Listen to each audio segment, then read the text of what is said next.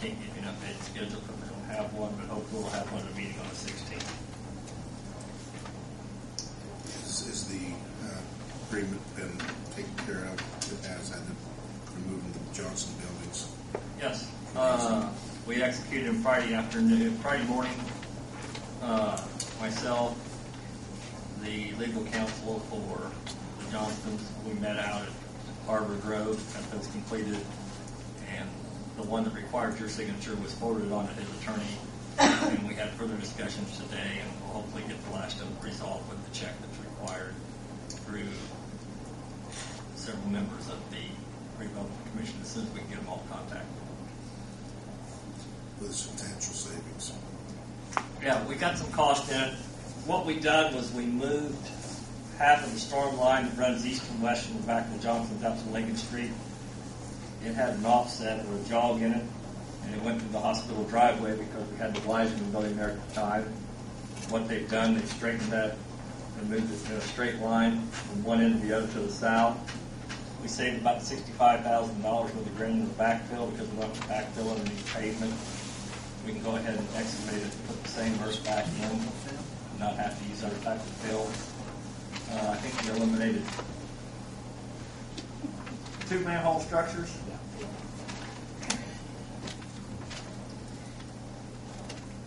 But the big concern was what the impact could be on the hospital. All their utilities come through that same driveway. So they're saving money to make things a lot easier.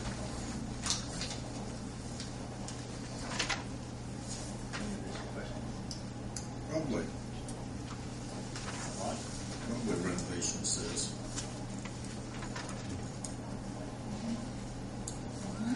No, we're not going. You don't want to talk about that today? No. That's on our agenda. Was I supposed to talk about that? Okay. We met with the commissioners. We've had the bids come in on the Broadway renovation project. They were higher than anticipated. The grant funding does not begin to cover the project. We've had some commitments from the city and also from county commissioners. We went back this morning, addressed the concerns, made a request to the commissioners, and they chose to look at it further and come up with a decision on the plan.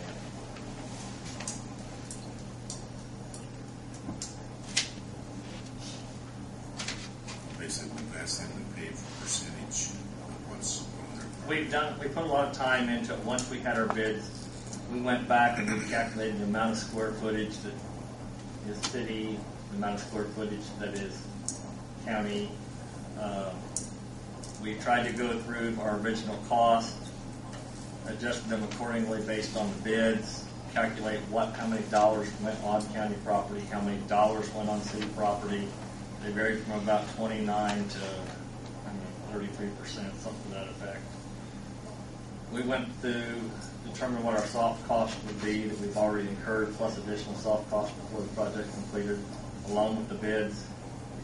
And then we basically requested them with us sharing somewhere in that 20% area, about 30%.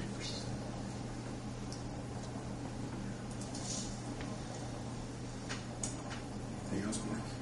Council? Thank you, Mark. Appreciate it. Well, versus airport. Bill, next month, we need to get you an agenda a little sooner. You mind if I move this? Mr. Dooley said he'd like to see you. You go ahead and suffer. You see him all right, though?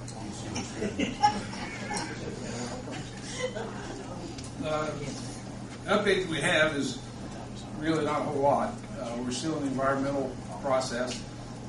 I spoke to Ben Mellon, I believe it was, and he said some information would be sitting back from Butler, Fairman, Seifert. We looked at it again, and I checked with Butler, Fairman, Seifert, and they said they were to receive some. And we have no indication of a final date. I really wish there was some sort of a timeline so you could mark things down and go back and forth and have it. But at this time, I'd like to make an apology to the Move It or Lose It group. We passed out some information at our board meeting that was not truly completely finalized. We voted on the CIP for the future, which was a spreadsheet indicating the acreages that we needed. There was a map on the other side, and outside of the property lines, there was an area that was highlighted in yellow that they took to mean that we were going to get that property also, and it was not listed on the spreadsheet. And they spoke to Mr. Beggs about it. We got a little upset. He called me, and I went out and talked with him. And he understands that, you know, it was not indicated. He had looked at the spreadsheet and saw that it wasn't there either. So You understand right there, was the old, it was an old sheet. And actually with the crosswind, short runway, and Yeah. it's been deleted. that's where it was originally. And also in the process, it was not a finalized sheet. A lot of it was crossed out in red, and the dates were just moved. We will be getting the other portion later on, and Mr. Manley said he will write a letter of apology for having done that. And that's about it. Unless anyone has any questions. So the FAA is looking at the environmental assessment that was done by Butler City. That's correct.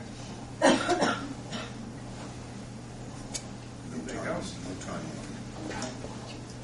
All right. it. Okay, thanks, Bill. Thanks. Next on the item on the agenda is Jamie, you got your information on the cooler? Yeah, and basically, I got a call about an ordinance for basically a pool hall ordinance. Doesn't allow anyone under the age of 21 in, and it's Tina. Is she? I don't know if you want to kind of come up with it. Tina Edwards, right? She called me, and basically she's opening up a business on the corner of North and Broadway in the old Murphy building, and basically you can have several pool tables, arcade games, things like that in there. And it doesn't allow for a current ordinance doesn't allow her to have anyone under the age of 21 in the establishment. Right. I don't know if you When I first opened, I basically had to choose either 18 and under and make it like a youth center, or 21 and older and make it classified as a pool hall. What I planned on doing to begin with was making it like a game room, not a pool hall or not a youth center, just a game room for anybody and everybody. Whether you're 5 years old or you're 55 years old. What I would like to do is create a safe environment for young adults and teenagers to come. If they're in my facility and I'm able to watch them and make sure that they're not out doing harm, they're not out on the streets doing vandalism or breaking into things or anything like that. I've lived in Greensburg for a year, but I've always lived around here and visited. There's nothing for anybody to do. Nothing. Kids go out and they get into trouble because they have nothing better to do. That is why I wanted to open up my game room to give them somewhere to go. But as it's stated in the ordinance, it's 21 or older. You can't even be abused by an adult to get in.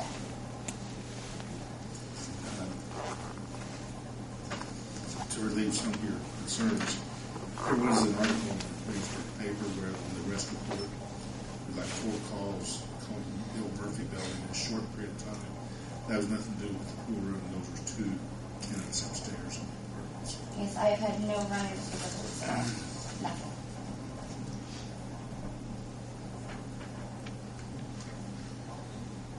But to be able to do this is going to require a modification or an amendment to basically an ordinance existing. I had no idea we had a pool hall ordinance.